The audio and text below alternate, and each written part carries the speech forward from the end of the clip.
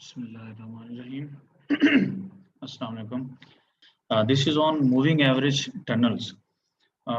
Moving averages क्या होती हैं इनको डिस्कस करते हैं और फिर टूवर्ड्स जो इनके हम चैनल्स फॉर्म कर सकते हैं अपनी ट्रेड को राइड करने के लिए और वो सारी चीज़ें हम डिस्कस करेंगे इनकी ओवरऑल इनकी क्या सिग्निफिकेंस हो सकती है। मूविंग एवरेज के जो हमारा लेसन है उसके ये कंटेंट्स हैं टोटल जो अब हम डिस्कस करने वाले हैं। नंबर 1 इज़ के मूविंग एवरेजेस जो हैं वो होते क्या हैं और साथ साथ हम डिस्कस कर लेते हैं। देखें मूविंग एवरेज क्या है, डिपेंड करेगा कि टाइम फ्रेम क्या है आपका, जिस टाइम फ्रेम के लिए आप मूविंग एवरेज निकाल रहे हैं। लेट्स से मूविंग एवरेज आप लेते हैं 10 पीरियड ना, लेट्स से डेली चार्ट है आपका और उस पे आपका ये जो इंडिकेटर सेक्शन है इसमें जाके आप अपने मूविंग एवरेजेस प्लॉट कर सकते हैं। सिस्टम में ऑटोमेटिक हो जाएगा, आपको करने की जरूरत नहीं है, अब वो कैलकुलेट करने की जरूरत नहीं है। तो अब लेट्स से डेली चार्ट है तो 10 पीरियड मूविंग एवरेज का ये मतलब है कि 10 डेज की प्राइसेस के अंदर जो चेंजेस आई हैं उसको अगर हम एवरेज करें यानी डिवाइड करें 10 पे, एवरेज करें तो वो जो वैल्यू आएगी वो होगा 10 डेज का मूविंग एवरेज। ठीक है, 10 डेज की कोई भी स्टॉक ले लें आप, ठीक है, वो पाइनियर सीमेंट ले लें आप, CHCC ले लें, ATRL ले लें, NRL ले लें, कोई ऐसा स्टॉक ले लें जिसमें आप 10 पीरियड्स का आप देख रहे हैं कि एवरेज जो है उसमें जो भी प्राइसेस उसमें आ रही हैं। अब डिपेंड करता है कि आप लेट से क्लोजिंग बेसिस पे देख रहे हैं, वो समझाता हूँ कि क्लोजिंग बेसिस पे क्या होता है और ओपन क्या होता है और हाई पे और लो पे and so on so for, वो सारा हम देखेंगे। लेट से हम क्लोजिंग बेसिस पे देख रहे हैं तो वहाँ पे जब हम क्लोजिंग इसको देखेंगे तो हम देखेंगे कि 10 डेज पे जो प्राइस की प्राइस का क्लोज आया है, यानी जो उसकी क्लोजिंग प्राइस आई है जहाँ पे वो जो स्क्रिप है वो सेटल्ड होती रही है 10 डेज पे, तो उन क्लोजिंग प्राइसेस को आप आपस में ऐड करें और देन आप 10 पे डिवाइड करें, जो वैल्यू आएगी that will be the moving average for 10 days ना। अच्छा, अब इसमें मूविंग एवरेजेस ये तो हो गई ये, यानी लेट्स से अगर हमने क्लोजिंग प्राइसेस के लिहाज से देखा तो फिर जो पीरियड हम सेलेक्ट करेंगे, अगर हम 20 डेज मूविंग एवरेज सेलेक्ट करेंगे तो 20 डेज की जो प्राइस सेटल्ड हुई हैं क्लोजिंग प्राइसेस हैं उनको हम एवरेज करेंगे तो 20 डेज का मूविंग एवरेज आ जाएगा। फिक्स नहीं है कि क्लोजिंग प्राइसेस, लेकिन अनलेस अदरवाइज स्टेटेड आपने अज्यूम करना है, आपके सिस्टम में जो डिफॉल्ट सेटिंग है वो क्लोजिंग प्राइसेस की है। ठीक है, अच्छा अब डिफरेंस देखते हैं कि मूविंग एवरेजेस जो एमएस हैं और ईएमएस हैं इनमें क्या फ़र्क है। एमएस का मतलब ये होता है कि ये एसएमएस को रिफ्लेक्ट करता है, यानी सिंपल मूविंग एवरेजेस। ठीक है ना, एमएस का क्या मतलब होता है, एमएस रिफ्लेक्ट करता है एसएमएस को, सिंपल मूविंग एवरेजेस को, और जो ईएमएस हैं ये रिफ्लेक्ट करते हैं एक्सपोनेंशियल मूविंग एवरेजेस। अभी जो मूविंग एवरेज मैंने आपको एग्जांपल के साथ डिस्कस की है 10 डेज और 20 period moving average, that was basically an SMA ना, तो वो एक एसएमए था, वो सिंपल मूविंग एवरेज था।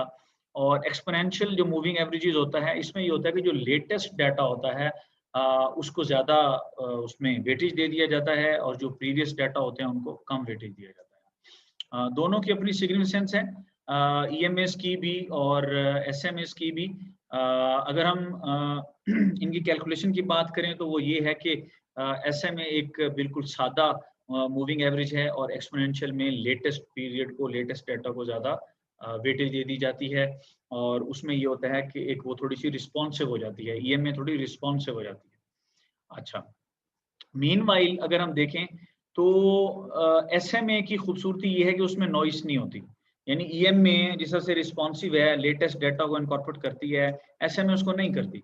एसएमए अपने तरीके से जो भी पीरियड आपने लिया उसका आपको उसने मूविंग एवरेज, यानी अपार्ट फ्रॉम एवरीथिंग इसमें कोई नॉइस नहीं है, ठीक है ना, स्मूथ बिल्कुल वो एसएमए है और ईएमए जो है वो इस तरह से है। अच्छा, अभी थोड़ा-सा एक तो और चीज़ों को डिस्कस करेंगे, मेरा ख़्याल है कि इसी लेवल पे कर लें बिफोर मूविंग ऑन, ठीक है? फिर हम आगे चीज़ों को डिस्कस करते हैं।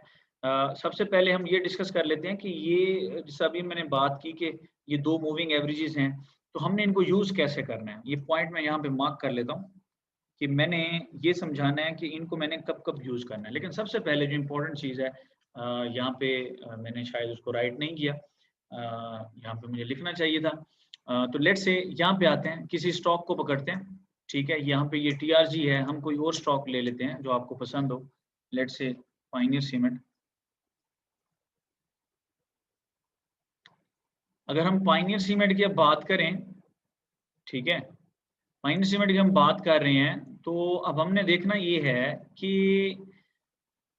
इसके ऊपर कौन सी मूविंग एवरेज होनी चाहिए। यूजुअली अगर आप अक्सर आप सुन रहे होते हैं जी कि 9 डेज मूविंग एवरेज है, 14 डेज मूविंग एवरेज है, इस तरह के हम नाम सुन रहे होते हैं, कर लेते हैं, फिर हम अपनी वर्किंग की तरफ आएंगे।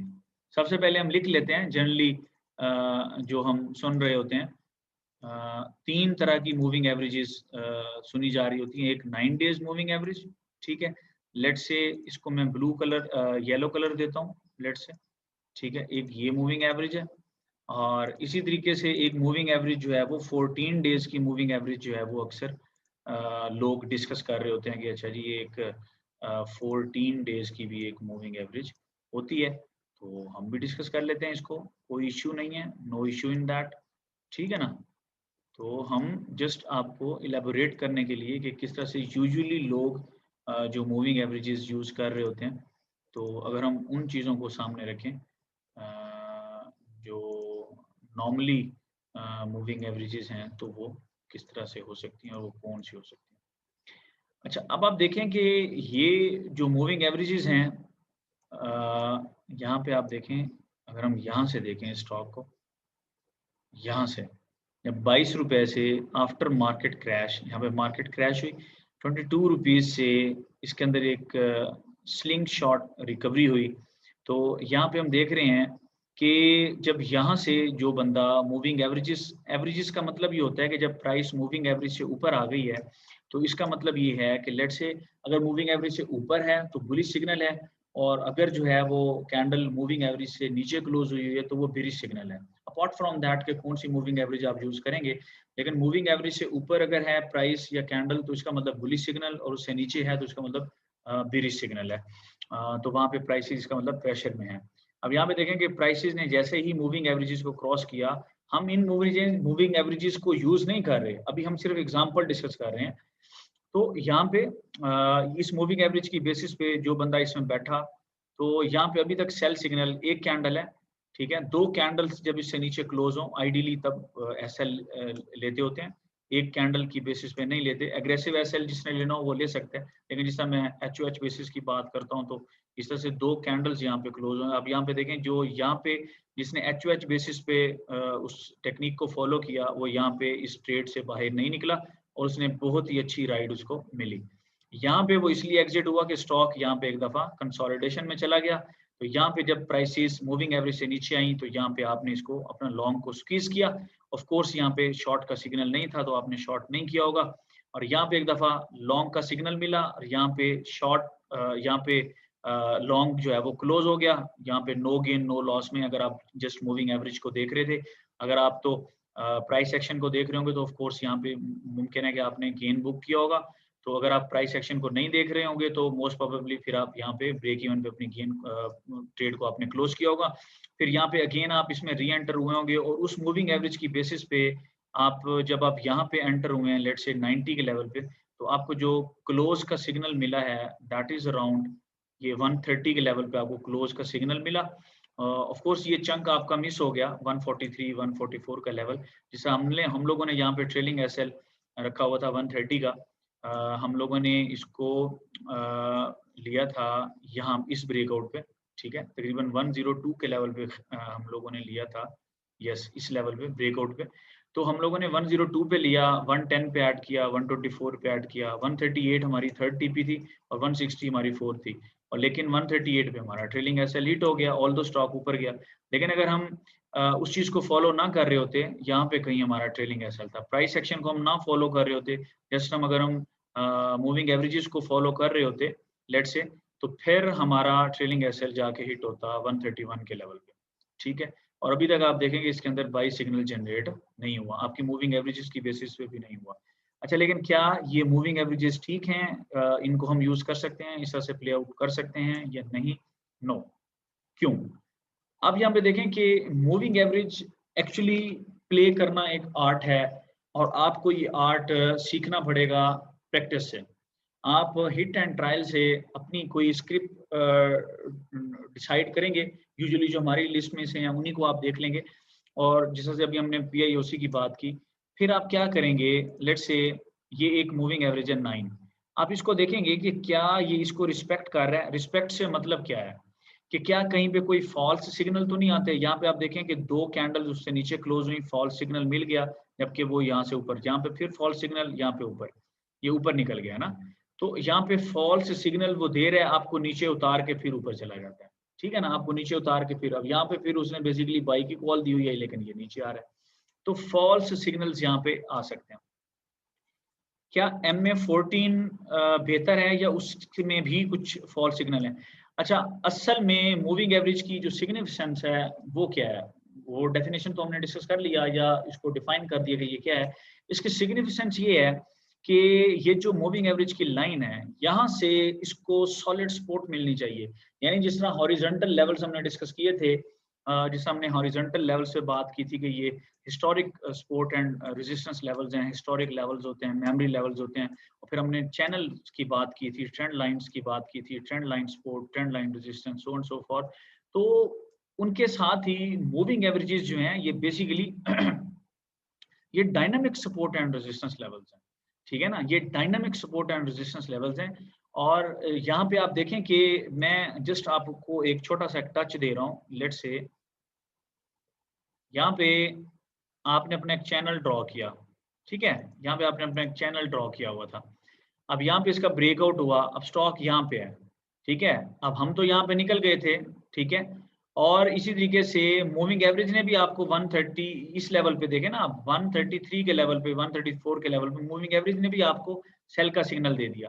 लेकिन अगर आप जस्ट चैनल को फॉलो कर रहे होते तो फिर तो शायद आप इधर आके निकलते ना 128 129 के लेवल पे, ठीक है।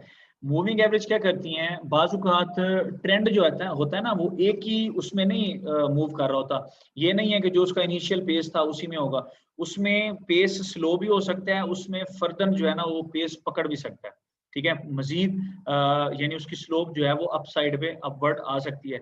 अब वहां पे ट्रेंड लाइन नहीं ड्रॉ हो रही होती और trend line support, trend line resistance वहां पे ड्रॉ नहीं होती, तो वहां पे हमें हेल्प आउट कर रही होती है हमारी मूविंग एवरेजेस, ठीक है ना। अच्छा, अब लाइक एक मिसाल है, यहाँ पे हम बात करते हैं, एक चैनल हमने डिस्कस किया यहाँ पे और यहाँ, ठीक है। अच्छा, अब यहाँ पे अगर आप इन चैनल्स की बात करें, यहाँ पे आप इन बात करें कि यहाँ पे ये बेसिकली, ये तो अभी हम इसकी मूविंग एवरेज की भी बात करेंगे कि इस पे कौन सी मूविंग एवरेज अप्लाई होती है। अब लेट्स से यहाँ पे आप इसके अंदर एंटर हुए हैं, ठीक है। यहाँ पे अगर मूविंग एवरेज से ये नीचे आती है तो फिर आपको इसकी ट्रेंड लाइन की वेट करने की जरूरत नहीं है। ऑल दो यहाँ पे इसका पूरा चैनल बन रहा है, लेकिन जहाँ पे चैनल नहीं बन रहा होता या उसमें जो है ना वो स्लोप उसका बिल्कुल ऊपर हो गया, जिसमें उसका मोमेंटम फास्ट हो गया, मोमेंटम स्लो भी हो सकता है, जिसमें एक लीनियर लाइन, जैसे यहाँ पे एक स्ट्रेट लीनियर लाइन नजर आपने ड्रॉ की, ट्रेंड लाइन ये इस तरह की नहीं लग रही होती, तो वहां पे डायनामिक सपोर्ट एंड रेजिस्टेंस का काम हमारी कर रही होती है मूविंग एवरेजेस, ठीक है। अच्छा, अब हमने देखना ये है कि हमारी जो मूविंग एवरेज है इसका फंक्शन ये है कि ये वो काम करे, वो सपोर्ट एंड रेजिस्टेंस का काम करे। लेट्स से एक बियर मार्केट है, तो जो भी मूविंग एवरेज उसकी बनती है उस स्टॉक की, अगर स्टॉक उसको टच करे तो वहां से उसको स्लैपिंग होनी चाहिए, बीयर्स की साइड से रेजिस्टेंस मिलनी चाहिए। अनटिल के हाई वॉल्यूम के साथ बुल्स एक कम बैक नहीं दिखाते, बुल्स जो है ना एक एग्रेशन के साथ, हाई वॉल्यूम के साथ उसका ब्रेकआउट नहीं करते, जिस तरह से एक ट्रेंड लाइन रेजिस्टेंस का को ब्रेक कर सकते हैं बुल्स, और जो है ना एक हॉरिजॉन्टल लेवल को कर सकते हैं, ऑफ कोर्स किसी पैटर्न का भी ब्रेकआउट कर सकते हैं बुल्स। और इसी तरीके से यानी वो वहां पे भी अपना ब्रेकआउट सबमिट करें तो फाइन, वरना इसको वहां से रेजिस्टेंस जरूर मिलनी चाहिए, प्रॉफिट टेकिंग जरूर होनी चाहिए, वो रेजिस्टेंस लाइन मौजूद है, ठीक है। इसी तरीके से डायनामिक सपोर्ट की बात करें तो जैसे यहाँ पे अगर हम बात करें, ये जो स्टॉक है यहाँ पे, तो ये जब जब इस लाइन पे आ रहा है यहाँ से इसको सपोर्ट मिल रही है, जब जब इस लाइन से आ रहा है इसको सपोर्ट मिल रही है। ऑल्दो आप तो कह सकते हैं कि सर ये तो इसका चैनल का बॉटम है, लेकिन यहाँ पे उसकी मूविंग एवरेज का भी यही सपोर्ट लेवल बन रहा है। और तब तक ये स्टॉक उस मूविंग एवरेज से यानी अगर उसकी अपसाइड पे मूव कर रहा है और फिर प्रॉफिट टेकिंग आती है, तो वो अगर डाउन साइड पे आके अपनी मूविंग एवरेज को टच करते हैं तो स्लिंग शॉट रिकवरी एक्सपेक्टेड है, अनलेस के बियर्स के अंदर इतना स्ट्रॉन्ग मोमेंटम आए और बियर्स जो हैं वो उस मूविंग एवरेज को तोड़ दें, तो वो एक अलग बात है। और जब तक के बियर्स मूविंग एवरेज को नहीं तोड़ सकते तो आपको उसके अंदर बने रहना चाहिए। और जब जब वो स्टॉक अपनी मूविंग एवरेज के करीब आए, जैसे ये वाले लेवल्स हैं, तो आप वहाँ पे ऐड कर सकते हैं। अब लेट्स से यहाँ पे एक अच्छी लंबी रिट्रेसमेंट थी, इसलिए आप यहाँ पे ऐड नहीं कर सकते थे। करना चाहें तो आप कर भी सकते थे, लेकिन इन लेवल्स पे जब रिट्रेसमेंट्स आ रही हो तो आपको चाहिए कि वहाँ पे आप कंफर्मेशन का वेट करें। ठीक हो गया। अच्छा, तो ये डायनामिक सपोर्ट एंड रेजिस्टेंस का काम करेंगे ये जो मूविंग एवरेजेस हैं, और आपको इनका इस चीज का बेनिफिट लेना होगा। कैसे बेनिफिट लेंगे? यहाँ पे तो विपशॉज आ रहे हैं, यहाँ पे तो फॉल्स सिग्नल्स आ रहे हैं, तो क्या करना चाहिए हमें? क्या MA21 हमें कोई बेनिफिट दे सकती है कि हमें विपशॉज ना आए? अब ये लेट्स से यहाँ पे इसने एक क्लोज सिग्नल दिया है, तो दिस इज फाइन कि इस स्टॉक ने एज सच ये एक ब्रेक इवन है कि यहाँ पे बाई दिया, यहाँ पे सेल दिया, बराबर प्राइस पे ये ब्रेक इवन हुआ होगा। लेकिन एज सच इसने यहाँ पे ही जाके इसने बाई की कॉल दी है और उसके बाद इसने यहाँ पे निकलने की कॉल नहीं दी। इसका मतलब जो MA21 है ये एक अच्छी मूविंग एवरेज है। और अब सारी बात समझाने का ये मतलब है कि जब आपने MA21 दिया, विपशा 29, आपने 14 किया, विपशा फॉल्स सिग्नल आते रहे, 21 किया, एज सच इसमें कोई फॉल्स सिग्नल नहीं आया। यहाँ पे इसने जब सेल दिया, अभी तक इसने बाई नहीं दिया। आप वो नोट करें, इससे ऊपर कोई 2 ग्रीन कैंडल्स क्लोज नहीं हुई, इसने अभी तक यहाँ पे बाई नहीं दिया, विपशा नहीं है। इसका मतलब ये है कि कोई भी स्टॉक है उसकी मूविंग एवरेज तो कोई भी हो सकती है, वो तो 5 डेज की भी हो सकती है, 10 की हो सकती है, 8 की हो सकती है, 14 की हो सकती है, 20 की हो सकती है, 18 की हो सकती है, 25 की हो सकती है, 30 की हो सकती है, व्हाटसोएवर कोई भी हो सकती है, 50 हो सकती है।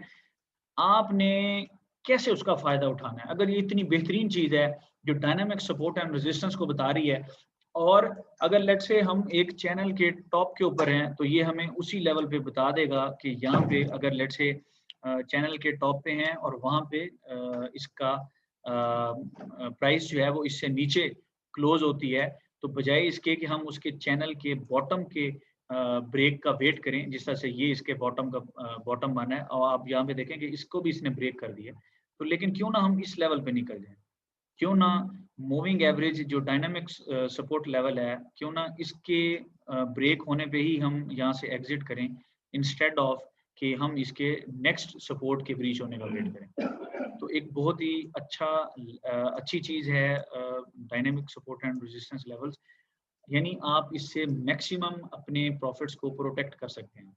ठीक है, इंस्टेड ऑफ, अब लेट्स से यहाँ पे आपने अपनी एक पोजीशन बनाई थी इस लेवल पे, ठीक है, या मे बी आपने इस लेवल पे बनाई होगी, तो अभी तक आप बैठे हैं, ठीक है ना, यहाँ तक अभी तक आपको कोई सेल का सिग्नल नहीं है। अब यहाँ तक आपने गेन्स बनाए ना, ठीक है, 146 के लेवल पे। अब क्या आप वेट करते इस लेवल के ब्रेकआउट का कि 120 से नीचे ब्रेक हो तो मैं फिर निकलूं, या बेहतर ये था कि आप 132 के लेवल से नीचे क्लोजिंग हो तो आप यहाँ से निकल जाएं? इसका मतलब ये आपको मैक्सिमम प्रॉफिट्स को, गेन्स को आप स्क्वीज कर सकते हैं, ठीक है ना, यानी मैक्सिमम उसका कह लें कि आप उसका जूस निकाल सकते हैं मैक्सिमम, और अपने प्रॉफिट्स को प्रोटेक्ट कर सकते हैं, लॉक कर सकते हैं, और प्रॉपर जगह पे आप एग्जिट कर सकते हैं, और उसके बाद जब डिप आएगा तो फिर उसके बाद आप उसमें री एंटर कर सकते हैं। अच्छा, जो टाइम फ्रेम आप सेलेक्ट करेंगे उसी के लिहाज से ये मूविंग एवरेजेस ज़्यादा आपको रिएक्टिव नजर आएंगे। ठीक है, तो ये एक चीज़ थी जो बड़ी इंपॉर्टेंट मैंने आपको यहाँ पे शो की है। अब कोई और स्टॉक देखते हैं कि उसके ऊपर फिर मूविंग एवरेज, सबसे पहले हम KSE 100 इंडेक्स को देखते हैं कि इस पे कौन सी मूविंग एवरेजेस लग रही हैं। तो KSE पे देखते हैं कि इस पे 9 डेज की मूविंग एवरेज नो विपशॉज, 14 डेज की मूविंग एवरेज इस पे लग रही है विपशॉज, 21 डेज की भी इसके ऊपर भी इसके तकरीबन विपशॉज है। इसका मतलब हमें हिट एंड ट्रायल बेसिस पे ये वर्कआउट करना पड़ेगा कि इसकी मूविंग एवरेजेस क्या बनती हैं। ठीक है, अब लेट्स से इसको हम करते हैं हिट एंड ट्रायल्स है। ठीक है, सबसे पहले हम 5 डेज का देखते हैं कि इसकी मूविंग एवरेज बनती है।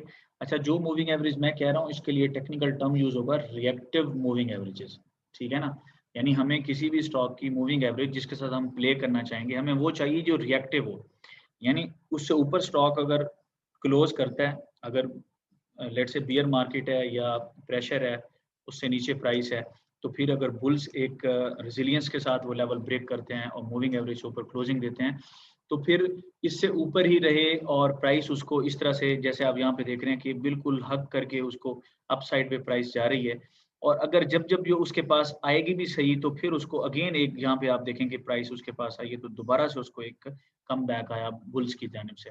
तो ये उसकी खूबसूरती है उसकी मूविंग एवरेज की, और वो मूविंग एवरेज रिएक्टिव कहलाएगा, जहाँ से बुल्स अगर ऊपर हैं और एक दफ़ा उसने ब्रेक कर दिया, तो फिर उसके बाद उसको रिस्पेक्ट करते हैं। इसी तरीके से अगर बियर्स ने उसको रेजिलियंस के साथ ब्रेक किया और प्राइस मूविंग एवरेज से नीचे आ गई है, तो जब जब उसके पास जाए प्राइस को वहाँ से हिट पड़े और उस लेवल को रिस्पेक्ट होना चाहिए, वो है आपकी जेन्युइन मूविंग एवरेज, और जिसको आप प्ले करना चाहेंगे। और इसको हिट एंड ट्रायल से कैलकुलेट करना चाहिए, और ये कोशिश करनी चाहिए कि वो ऐसा ना हो जिससे आप विपश्वास का शिकार हों, और एट द सेम टाइम आप ये भी चाहेंगे कि आप बजाय इसके कि आप एक नेक्स्ट लेवल के ब्रेक का वेट करें, जिसमें आपके प्रॉफिट का जो आपने अर्न किया एक अच्छा खासा हिस्सा वो आपका वेस्ट हो जाए और नीचे जाके आप उसको क्लोज करें।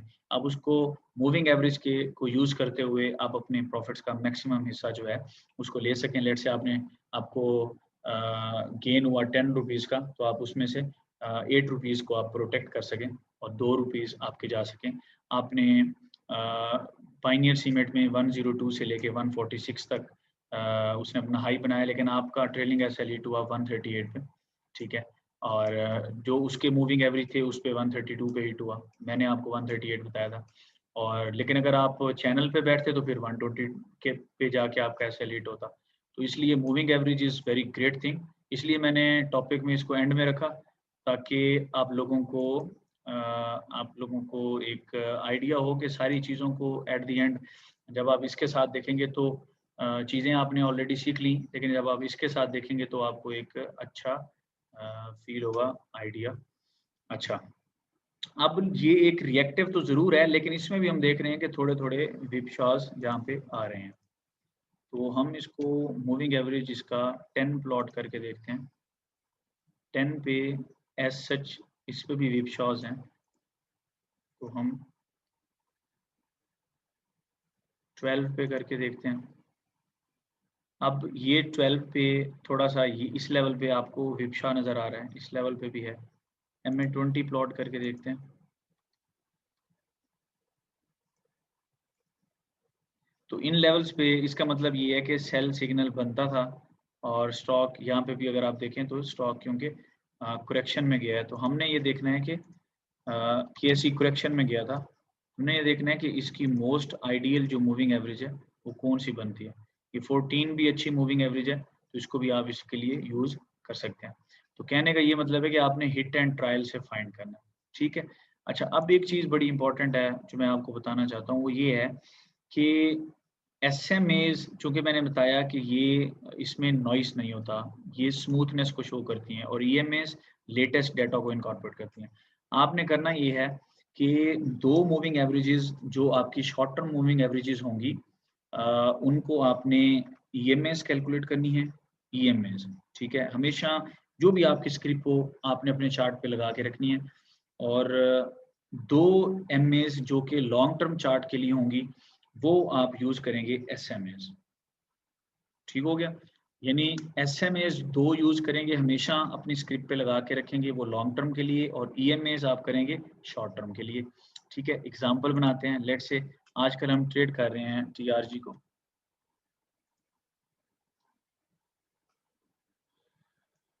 अब हम टीआरजी को ट्रेड कर रहे हैं, तो हम सबसे पहले देखते हैं कि इसके अंदर ईएमए कौन-सी बनती है। अच्छा, ईएमए यहाँ पे है मूविंग एवरेज एक्सपोनेंशियल। आप एक्सपोनेंशियल भी कर सकते हैं, आप ईएमए क्रॉस भी कर सकते हैं। ईएमए क्रॉस किया तो हम यहाँ पे देखेंगे कि इसकी एमए कौन-सी बनती है। एक तो उसने 9 लिखी हुई है, जिसमें थोड़ा-सा विपशा हमें नज़र आता है। यहाँ पे 10 करते हैं, और यूजुअली 10 और 25 आपको मिलेंगी काफ़ी सारे स्टॉक्स के लिए, और 10 की जगह पे 12 भी बाज़-औक़ात होता है, यानी या 10 उसके लिए रिएक्टिव होती है स्टॉक्स के लिए, या 12 होती है। टीआरजी के लिए जो मैं यूज़ करता हूँ वो 10 एंड 25 है। अच्छा, अब आप यहाँ पे देखें TRG यहाँ पे, तो ऑफ कोर्स यहाँ पे एक अर्ली रिस्क तो यहाँ पे बनता था, ये जो 11.78 का लेवल है, यहाँ पे अर्ली रिस्क बनता था अगर हम अपने लेसन नंबर 3 को देखें तो। लेकिन उसके बाद यहाँ पे आप देखें कि क्रॉस ओवर जनरेट हुआ है। अच्छा, क्रॉस ओवर की भी हम बात करते हैं, लेकिन फिलहाल आप ये देखें कि प्राइस जो है यहाँ पे अपने MA से ऊपर आके यहाँ पे उसने क्लोजिंग दी है।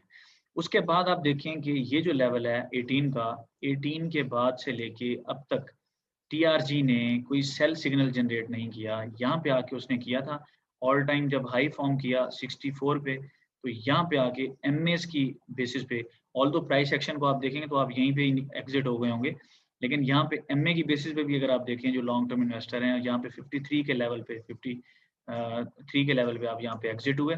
फिर आपने वेट किया और यहाँ पे फिर आप इस लेवल पे, मैंने आपको कॉल दी थी 51 के लेवल पे दी थी ऑल्दो, लेकिन 51 के लेवल पे या इस लेवल पे अगर MA को देखें तो आप 54 के लेवल पे जब आप एंटर हुए हैं तो अभी तक आप इस स्टॉक से बाहर नहीं आए। आप यहाँ पे देखें, और यहाँ पे अगर हम देखें तो 136 के लेवल पे मैंने शॉर्ट करवाया था, वो कुछ और चीज़ें थी, कुछ और ओवरऑल जो इसके थे, यहाँ पे हमने इसको शॉर्ट किया था और 112 तक हमने प्ले किया था, फिर 112 से हमने इसको लॉन्ग भी किया था ऑल्दो। और फिर यहाँ पे अगर आप रिकॉल करें तो यहाँ पे ये इसके डायमंड का जो हाई था, यहाँ से इसने इसका ब्रेकआउट सबमिट किया और स्टॉक जो है अब इस वक्त यहाँ पे ऊपर जा रहा है। ठीक है, तो यहाँ पे अगर हम देखें ओवरऑल तो यहाँ पे इसने जो बाई सिग्नल था, एक तो 112 के लेवल पे था, ठीक है, वो जो भी प्ले किया, फिर 130 128 130 के लेवल तक के लिए बनता था, 132 के लेवल तक। फिर यहाँ पे ये जो ब्रेकआउट हुआ है, ब्रेकआउट का वेट करना इसलिए जरूरी था क्योंकि ये जो MAs हैं ये बड़ी इंपॉर्टेंट हैं, ये जो मूविंग एवरेजेस हैं ये बड़ी इंपॉर्टेंट हैं, और स्टॉक इनसे नीचे अगर क्लोजिंग देता, जो यहाँ पे मैंने लेवल हाईलाइट किया था आई थिंक 140 का लेवल, कि 140 से नीचे जो कि इसके यहाँ पे ट्रेंड लाइन की जो बॉटम है वो भी बन रहा था, ट्रेंड लाइन की सपोर्ट बन रही थी, उससे भी नीचे क्लोजिंग हो और ऊपर से MA से नीचे क्लोजिंग हो तो फिर यहाँ पे शॉर्ट बनता था। और अगर मीनवाइल ये अपनी यहाँ पे इससे ऊपर क्लोजिंग देता है 148 की बेसिस पे और आइडियली HOH बेसिस पे, तो ऑफ कोर्स यहाँ पे फिर बुलिश एंट्री बनती है, यहाँ पे लॉन्ग बनता है। यहाँ पे हमने इसको लॉन्ग भी किया था, तो आप देख रहे हैं यहाँ पे ये ऊपर। अच्छा, अब जो एक मेन इंपॉर्टेंट चीज़ है, वो बहुत इंपॉर्टेंट चीज़ वो ये है कि जिस तरह अभी हमने बात की कि हम 2 MAs भी यहाँ पे प्लॉट करना चाहेंगे। MAs आपने जो लॉन्ग टर्म मैंने बताए हैं ना आपको, MAs आपने हमेशा जो MAs प्लॉट करने हैं वो ये वाले करने हैं। एक तो 50 करना है, एक तो आपने MA 50 करना है प्लॉट, ठीक हो गया। अच्छा, दूसरा आपने करना है MA 200 होता है, लेकिन जैसे यूजुअली चल रहा होता है आजकल के डेज के लिहाज से तो वो 100 है, बाद में ऑफ कोर्स आप उसको अपडेट कर सकते हैं। तो MA 100 हो गया, और इसी तरीके से अगर हम देखें तो अब MA 100 है तो इसको हम कर देते हैं लाइक ये कलर दे देते हैं, ठीक है। तो ये MA 100 है, ठीक है। तो अब ये जिस तरह TRG वाला स्टॉक है, इसमें आप देखेंगे जो लॉन्ग टर्म इन्वेस्टर्स हैं, जो पोजिशनल ट्रेडर्स हैं, ये 2 चीज़ें इसलिए इंपॉर्टेंट है, दोबारा सुन लें कि ये जो EMA क्रॉस में ये जो मैंने शॉर्ट टर्म मूविंग एवरेजेस आप लोगों को सजेस्ट की हैं, जैसे 12 और 25, ये बेसिकली स्विंग ट्रेडर्स के लिए हैं, स्विंग ट्रेडर्स। अब यहाँ पे स्विंग ट्रेडर्स इससे ऊपर बने रहेंगे, जैसे इससे नीचे 2 कैंडल्स क्लोज हुई जैसे यहाँ पे, तो वो यहाँ से निकल जाएंगे, ठीक है। अच्छा, जो पोजिशनल ट्रेडर्स हैं, जो लॉन्ग टर्म जो इन्वेस्टर्स हैं बेसिकली, उनके लिए आप देखें तो वो तभी निकलेंगे जब प्राइस 200 MA से नीचे आएगी, ठीक है। यहाँ पे हमने 100 MA लिखा है, कम से कम 100 MA, और आइडियली 200 MA होता है। तो 200 MA से नीचे अगर प्राइस आती है तो फिर ही जो लॉन्ग टर्म इन्वेस्टर्स हैं वो यहाँ से एग्जिट करेंगे, वरना वो यहाँ से एग्जिट नहीं करेंगे, ठीक है। तो लॉन्ग टर्म इन्वेस्टर्स अभी इसमें बने रहेंगे। तो लॉन्ग टर्म इन्वेस्टर्स का SL बिल्कुल हिट नहीं हुआ, और जो स्विंग ट्रेडर्स हैं वो इसमें से अपना इसमें से एग्जिट करते हैं और फिर दोबारा से री एंटर भी होते हैं। तो एक स्क्रिप्ट को मैंने डिस्कस किया डिटेल से, तो मेरा ख्याल है कि बाकी आप इसको खुद देख लीजिएगा। रिएक्टिव EMS और 50 और 100 को एडजस्ट करने की जरूरत नहीं है जो लॉन्ग टर्म है, लेकिन जो शॉर्ट टर्म है दैट शुड बी रिएक्टिव ना। तो रिएक्टिव करें क्योंकि ये आपकी डायनामिक सपोर्ट एंड रेजिस्टेंसेस हैं, and that you will have to work by hit and trial. Hit and trial से आप इसको वर्कआउट करेंगे। अच्छा, क्रॉसओवर्स की बात करते हैं कि क्रॉसओवर्स का मतलब क्या होता है। देखें सिंपल सी बात है, क्रॉसओवर, अब लेट्स से MA10 ने MA20 को क्रॉस किया, उसका मतलब ये है कि जो बिल्कुल शॉर्ट टर्म जो बुल्स हैं they are going to get aggressive, और जो 20 डेज के लिहाज से जो अपनी पोजीशन बनाते हैं उसको जो 10 डेज के लिहाज से पोजीशन बना रहे होते हैं, यानी जो बिल्कुल शॉर्ट टर्म ट्रेडर्स होते हैं वो ज़्यादा एग्रेसिव हो गए हैं, और इसी वजह से प्राइस जो है वो 10 डेज की जो यानी मूविंग एवरेज बनी है उसने 20 डेज की मूविंग एवरेज को अप साइड पे क्रॉस किया है। इसका मतलब ये है कि जो 10 डेज वाले जो बुल्स हैं, यानी जो शॉर्ट टर्म बुल्स हैं, उन्होंने 20 डेज वाले बुल्स को क्रॉस किया। इसी तरीके से लेट्स से 20 डेज की जो मूविंग एवरेज है, अगर वो 50 डेज की मूविंग एवरेज को क्रॉस करती है, इसका मतलब है जो लॉन्ग टर्म जो बुल्स हैं जो 50 डेज के लिहाज से लेट्स से अपनी पोजीशंस बना रहे हैं, या 3 महीने के लिहाज से अपनी पोजीशंस बना रहे होते हैं, 50 डेज का मतलब लाइक 2 मंथ ना, 20 डेज की मूविंग एवरेज का मतलब है 1 महीने वाले जो इन्वेस्टर्स हैं। अब 1 महीने के इन्वेस्टर जो हैं वो 2.5 या 3 महीने वाले इन्वेस्टर्स को क्रॉस करते हैं। इसका मतलब है कि 20 डेज की मूविंग एवरेज 50 डेज की मूविंग एवरेज से ऊपर क्रॉस करती है। इसका मतलब है जो शॉर्ट टर्म मूविंग एवरेज वाले लोग हैं ये बेसिकली एग्रेसिव हो गए। और जब 50 डेज की मूविंग एवरेज क्रॉस करेगी लेट्स से 200 वाले मूविंग एवरेज को, इसका मतलब ये है कि जो लॉन्ग टर्म इन्वेस्टर्स थे उसको 50 डेज मूविंग एवरेज वाले इन्वेस्टर्स यानी 2 से 3 महीने वाले जो इन्वेस्टर्स हैं वो उसको अप साइड पे क्रॉस कर चुके हैं। इसका मतलब है उनके अंदर वो एक रेजिलियंस दिखा रहे हैं, एक एग्रेशन दिखा रहे हैं, एक एक्साइटमेंट दिखा रहे हैं, और वो एक बुलिश साइन है। ठीक हो गया। अच्छा, यहाँ पे एक तो जनरल क्रॉस ओवर्स हैं जिसका मैंने आपको मीनिंग्स बताया कि 10 वाला और 20 को क्रॉस करेगा, उसका क्या मतलब है। 20 वाला 50 को क्रॉस करेगा तो उसका ये मतलब है कि बेसिकली जो शॉर्ट टर्म मूविंग एवरेजेस वाले हैं, जो स्विंग ट्रेडर्स हैं, they are getting excitement over long term moving average और लॉन्ग टर्म इन्वेस्टर्स। और इसी तरीके से ये जो क्रॉस ओवर्स हैं इसमें 2 क्रॉस ओवर्स इंपॉर्टेंट है, गोल्डन क्रॉस ओवर, एक death cross over. Golden cross over का मतलब ये है कि लाइक 50 डेज की जो मूविंग एवरेज है वो 200 डेज की मूविंग एवरेज को नीचे से ऊपर क्रॉस करे। ठीक है ना। 50 डेज की जो मूविंग एवरेज है वो 200 डेज की मूविंग एवरेज को नीचे से ऊपर क्रॉस करे। ठीक है, जैसे कि ये अब यहाँ पे इसको हम कहते हैं गोल्डन क्रॉस ओवर। इसको क्या कहेंगे हम, ये जो बेसिकली क्रॉस ओवर जनरेट हुआ इसको हम कहेंगे गोल्डन क्रॉस ओवर। ठीक है, ये जनरेट हुआ था 21 के लेवल पे। आपको याद होगा 21 के लेवल पे इसने एक ब्रेकआउट इसने एक सबमिट किया था। लोग समझ रहे थे कि ये इसकी रेजिस्टेंस है और रेजिस्टेंस के लेवल पे, लेकिन हमारे पास ये 18 के लेवल पे था, तो ये 21 के लेवल पे 29 पे जाके हमने इसको छोड़ा था ऑल्दो, लेकिन फिर 29.3 के लेवल पे फिर ब्रेकआउट हुआ, फिर इसको प्ले किया। तो बट एनीवेज ये जो इम्पोर्टेंट चीज है बेसिकली यहाँ पे इसने कहा कि भैया आप इसको लॉन्ग कर लो। जो हेजिटेट बुल्स हैं, जो अनकॉन्फिडेंट बुल्स हैं, वो भी यहाँ पे इसमें उन्होंने भी ऐड किया होगा। और यहाँ पे एक दफा इसने बेसिकली जो वो वाले बुल्स हैं, ये बेसिकली लॉन्ग टर्म चार्ट है ना 50 और 200, इनको अभी तक उसने निकलने ही नहीं दिया, उसने सेल सिग्नल दिया ही नहीं है। टीआरजी ने जिन्होंने उनको 21 के लेवल पे बिठाया अभी तक उसने उसको सेल सिग्नल नहीं दिया, देगा तो वो 70 से नीचे जाके देगा, फिलहाल नहीं दे रहा। और ये मूविंग एवरेज की जो स्लोप है इसको भी देखना चाहिए कि ये स्लोप जैसे ये सीधी है, इसका मतलब ये है कि जो लॉन्ग टर्म इन्वेस्टर्स हैं वो बुलिश तो हैं, लेकिन जिस तरह ये शॉर्ट टर्म इन्वेस्टर्स हैं 3 महीने वाले, ये जो ट्रेडर्स हैं ये बहुत ज्यादा एक्साइटमेंट के अंदर हैं टीआरजी को लेके। ठीक है ना, ये स्लोप इस चीज को बता रही होती है।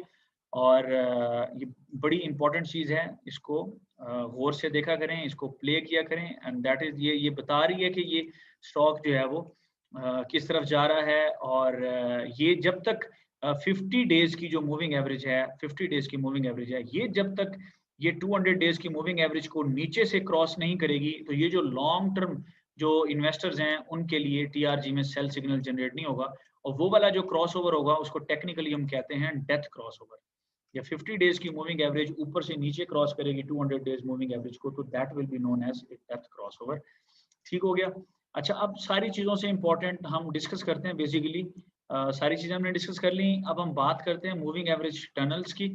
और टनल्स 2 तरह से फॉर्म किए जाते हैं, और बड़ी इंपॉर्टेंट और आसान सी चीज़ है, लेकिन मैं आपको उसमें से एक चीज़ सिखाऊंगा। दोनों चीज़ें आपको बता सकते हैं, दैट इज ग्रेट, लेकिन उसमें एक चीज़ इसलिए बताना चाहूँगा ताकि आप उसको फोकस करें, और आप अपनी ट्रेड्स बना सकें। कैसे? इन चीज़ों को अब मैं डिलीट कर रहा हूँ जो एग्जिस्टिंग है, और यहाँ पे लेट्स से टीआरजी की बात करते हैं। हमने देखा कि टीआरजी में जो मूविंग एवरेज 12 था, जो मूविंग एवरेज इसकी 12 थी, अगर हम उसको देखें तो यानी एक्सपोनेंशियल जो मूविंग एवरेज थी इसकी, तो एक्सपोनेंशियल जो मूविंग एवरेज थी वो इसके लिए एक अच्छी सपोर्ट मालूम हुई हमें, मूविंग एवरेज 12। अगर आप यहाँ पे देखें, स्विंग ट्रेडर्स की बात कर रहे हैं because we are swing traders, और हम उसी पर्सपेक्टिव से बात करेंगे। तो ये एक अच्छी 12 डेज की जो मूविंग एवरेज है, ये एक अच्छी लाइन है, और जिसने इन लोगों को यहाँ पे बिठाया 15-16 रुपीज के लेवल पे। तो उसने इनको यहाँ पे जस्ट एक दफा एग्जिट का सिग्नल दिया था 58 पे, और फिर यहाँ पे दोबारा बिठा दिया 53-54 पे। ऑल्दो मैंने 51 पे कॉल दी थी, आप सब लोगों को याद है अल्हम्दुलिल्लाह। अच्छा, अब एक चीज जो इंपॉर्टेंट है वो देखें, अब हमने टनल कैसे स्टैब्लिश करना है। हमने करना ये है, आपने यहाँ पे आना है, ये इसका सोर्स है। अभी जिस तरह मैंने लेक्चर के स्टार्ट में, लेसन के स्टार्ट में आप लोगों से बात की थी कि हम यहाँ पे इसकी प्राइसेस कोई भी हो सकती हैं unless otherwise stated closing price होगी, जो सिस्टम में डिफॉल्ट सेटिंग है। आप यहाँ पे इसको हाई मार्क करेंगे। आपने क्या किया, आपने क्लोजिंग प्राइसेस की बजाय आपने यहाँ पे क्या किया, आपने इसका हाई ले लिया। अब इसका हाई लिया और उसी 12 डेज की जो मूविंग एवरेज है, उसी 12 डेज की जो मूविंग एवरेज है उसका ही आपने फिर क्या सिलेक्ट किया, लो। इसका मतलब ये है कि पहले तो आपके पास थी जस्ट क्लोजिंग प्राइसेस। अब जो क्लोजिंग प्राइसेस होती है उसमें, और कह लें कि जो आपकी वो होती है,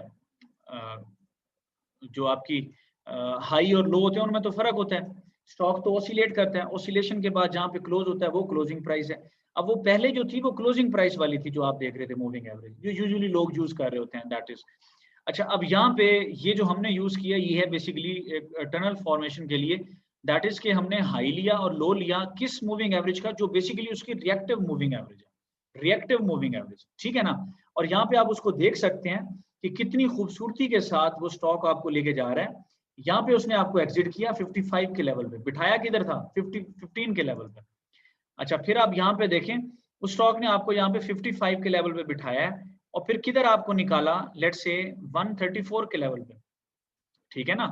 और फिर उसी स्टॉक ने ये, अब अच्छा इसको हम कहते हैं वैल्यू जोन। ये जो टनल है ना, टनल वैल्यू जोन है।